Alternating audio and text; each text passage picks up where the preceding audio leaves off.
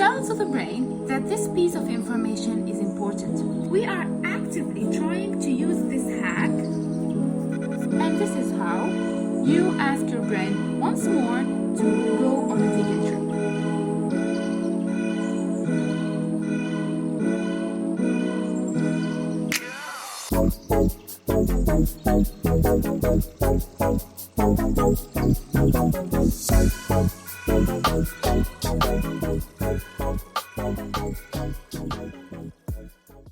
Welcome.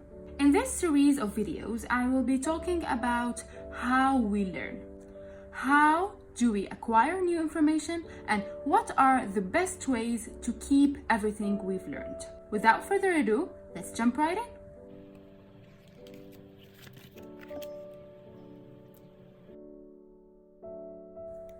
To put it simply, I would say that one learns by building connections. What do connections mean? We need to understand that we have two kinds of memories: the working memory and the long-term memory. What is the difference between these two? This is the memory that processes information immediately when we receive them, while the long-term memory is what we remember in the long term.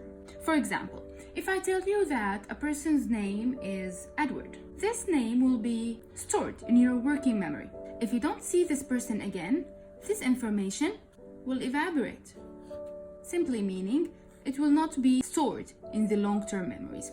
So, what pieces of information are stored here? Only the ones that are deemed important. So, how we convince our brain to retain information? Simple. We let our brain know that this information is important. In other words, we need to create a lasting mental connection.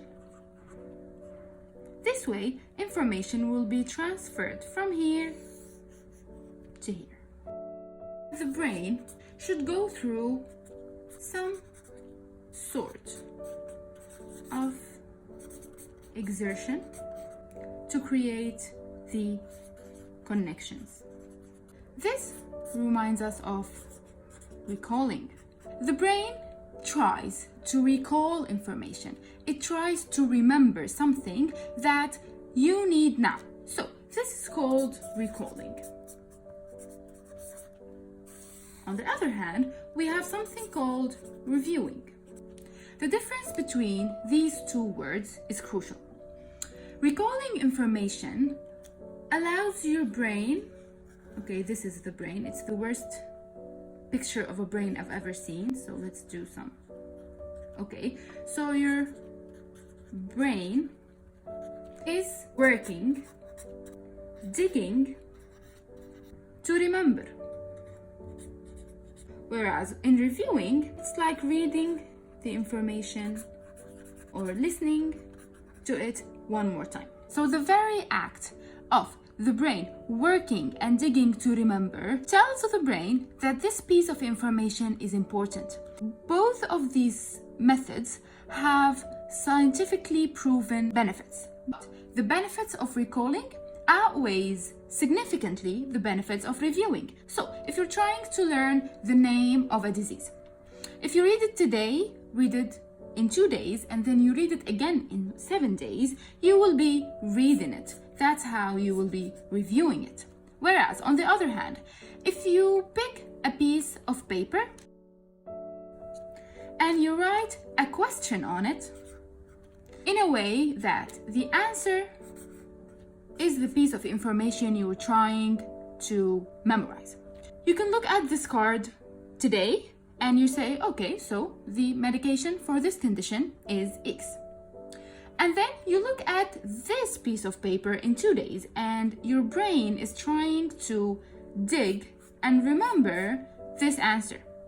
Then in 7 days, you ask yourself this question again, and this is how you ask your brain once more to go on a digging trip. This is how we hack our brains to moving from the short-term memory to the long-term memory. This takes us to talk about two of the most efficient ways of studying: active recall and spaced repetition. Remember, we talked about recalling.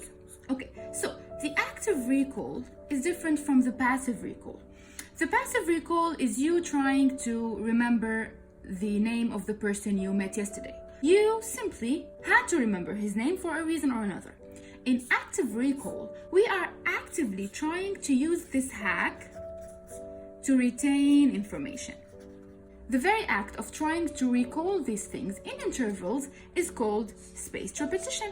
Basically, you are repeating the pieces of information that you studied. The goal is, when you repeat the information, your brain thinks that, okay, this is important. Et voila! That's how you trick your brain into understanding and maintaining several pieces of information.